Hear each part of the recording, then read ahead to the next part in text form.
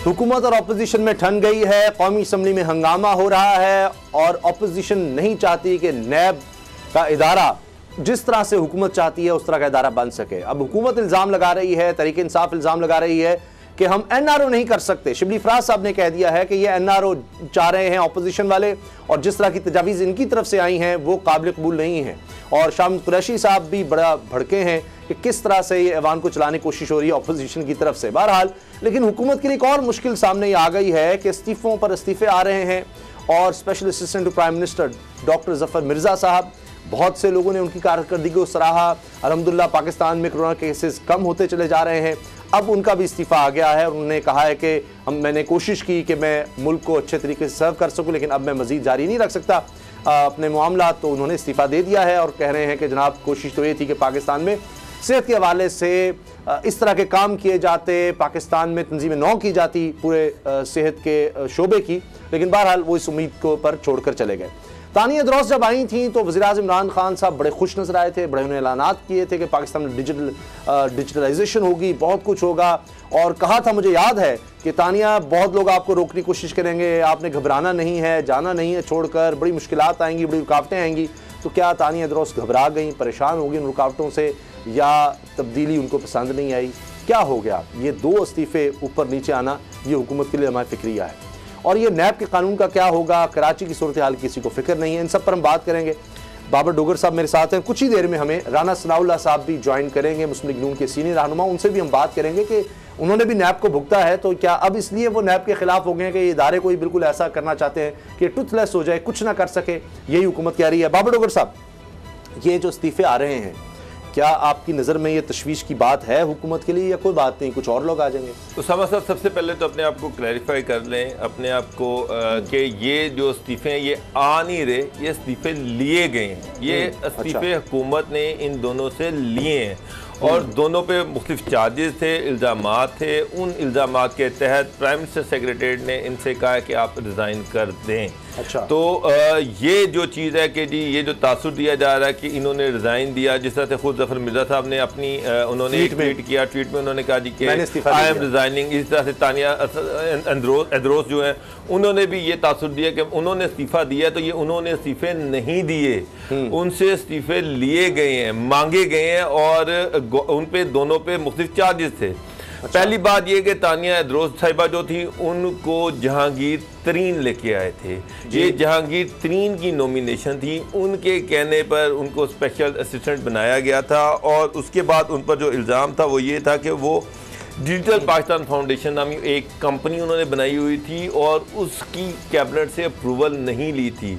उसके जो इब्तदाई डायरेक्टर थे उसमें ये भी थी और जहांगीर तरीन भी थे, लेकिन जहांगीर तरीन बाद में रिज़ाइन कर गए, उनके लॉयर और वो थे जो बाद में रिज़ाइन कर दिया। लेकिन काबीना को बताया नहीं गया था। अकॉर्डिंग टू लॉ ये कॉन्फ्लिक्ट ऑफ इंटरेस्ट बन, चाहे वो एनजीओ थी, चाहे वो इदारा प्रॉफिट के लिए नहीं था, फिर भी उन्होंने कहा तानिया दरोस ने कि ये तो माजी में कह चुके हैं, ये तो हेल्प आउट करने के लिए था डिपार्टमेंट को, हुकूमत को। सर तो ये एक एनजीओ की तरह कैबिनेट को बताती ना, प्रोसीजर तो पूरा करती, कैबिनेट को बताती कि जनाब मैं एक एनजीओ बना रही हूँ, उसके ये डायरेक्टर्स हैं, और कैबिनेट से उसकी अप्रूवल ले लेती ताकि सारा मसला ही हल हो जाता।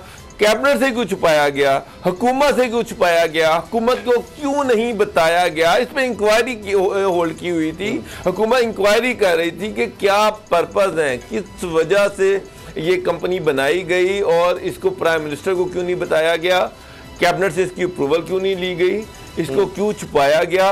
और फिर नंबर 2, प्राइम मिनिस्टर जो उनकी वजाहतें थी वो उनमें कोई इतनी जान नहीं थी। सामा साहब, जो मेरी बात हुई है कुछ हुकूमत के करीबी हलकों से, उनके मुताबिक इमरान खान जो थे बहुत बड़ी उम्मीदें लगाकर तानिया अदरोस को बाहर से लेके आए थे, लेकिन अभी तक तानिया अदरोस साहिबा ने टेक्निकली प्रोफेशनली डिलीवर नहीं कर पाई। प्राइम मिनिस्टर की जो तवक्का थी उस पर पूरा नहीं उतर सकी।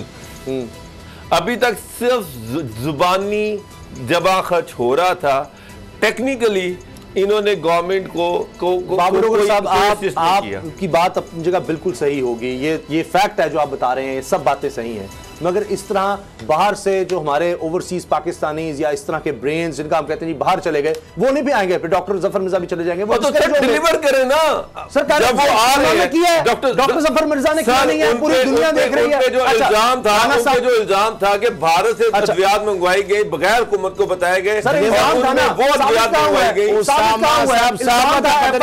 FIA कार्रवाई उन्होंने कुछ नहीं कर सके। अच्छा, राना सनाउल्लाह हमारे साथ है, मुझे बार बार प्रोड्यूसर कहने राना सनाउल्लाह साहब को हम इंतजार नहीं कराते। राना साहब बहुत बहुत शुक्रिया आपका। ये बताइए कि ये जो हम हंगामा देख रहे हैं कौमी असम्बली में, ये किस तरह होगा? FATF का मामला आगे सर पर खड़ा है, उसके लिए कानून साजी की जरूरत है और हमें तो बड़ा खतरा है, भारत चाह रहा है कि हम ब्लैक लिस्ट हो जाएं, वो भी कवानीन आने हैं, हम ये नैब में ही फंस गए हैं और एक दूसरे पर तू मैं शुरू हो गई है। आपकी तजावीज़ हुकूमत ने मुस्तरद की हैं और वो कह रहे हैं कि जी हम ऑपोजिशन का एहतसाब करेंगे या जो भी करप्ट होगा उसका एहतसाब करेंगे। तो ऑपोजिशन तो ये इदारा ही खत्म करने के दर पे हो गई है, हुकूमत ये कह रही है। आप तो चाहते नहीं कि नैब बचे? नहीं, कोई हमने जो है वो नैब के ऊपर हुकूमत को कोई तरमीम हमने या तजावीज़ नहीं दी।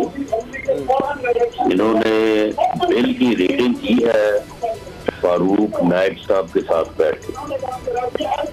फारूक नाइक बड़े मजे हुए वकील हैं, उन्होंने पूरे जो है वो नैब पे जो है वो अपनी जो है वो राय दी है और किस तरह से ये मिस यूज हो रहा है और कि इसको अगर अमेंड किया जाए या दुरुस्त किया जाए तो ये मिस यूज नहीं होगा। तो उसमें तो जब ये डिस्कशन हो रही थी तो उसमें तो शाह महमूद कुरैशी साहब भी और इनकी टीम के जो लोग और बैठे हैं, लॉ मिनिस्टर वहाँ पे मौजूद थे, उस वक्त तो वो हमारे सामने ये कह रहे थे कि जी हम तो मुख्तलिफ हैं फारूक नाइक साहब से, बल्कि लॉ मिनिस्टर साहब के पास थे कि शाह कुरैशी साहब ने कहा कि जो एहतसाब तहरीक इंसाफ का बुनियादी फलसफा है और ये है कि इसी की बुनियाद पर उन्होंने इलेक्शन लड़ा, एहतसाब की बुनियाद पर। अब वो इससे पीछे नहीं हटेंगे।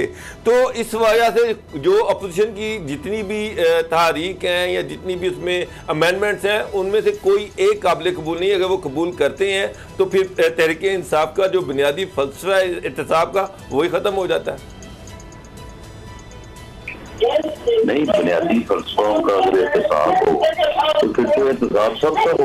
उनका बुनियादी फलसफा एहतसाब नहीं है, उनका बुनियादी फलसफा है अपना अपोजिशन के खिलाफ इंतकामी का।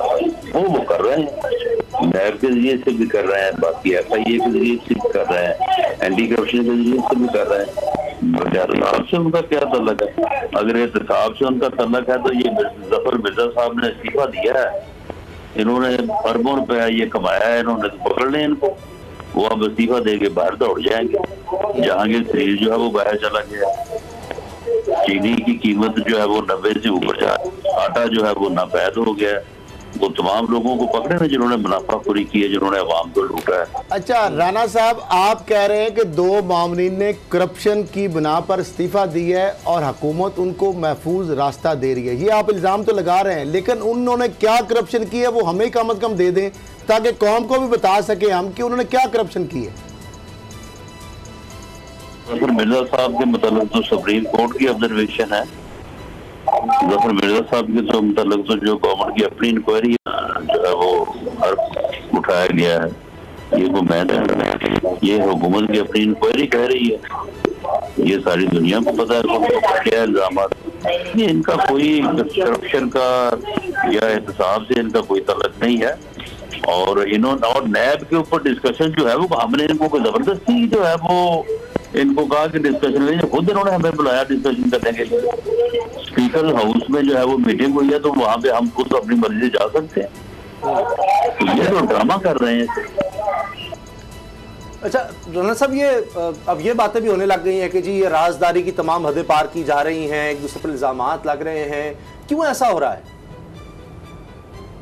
कल जब जो हदूद इन्होंने पार की थी वो क्यों की? इन्होंने पहले तो उन्होंने बात की था, इन्होंने कुरैशी साहब ने खुद जो है वो कल इन्होंने स्पीच की और स्पीच करने के बाद ये दौड़ गए, इन्होंने मौका नहीं दिया ख्वाजा साहब को बात करने का या हम में से किसी को बात करने का। तो आज उस तकरीर के जवाब में जैसी बात इन्होंने की थी वैसा जवाब जो है वो ख्वाजा साहब ने दे दिया।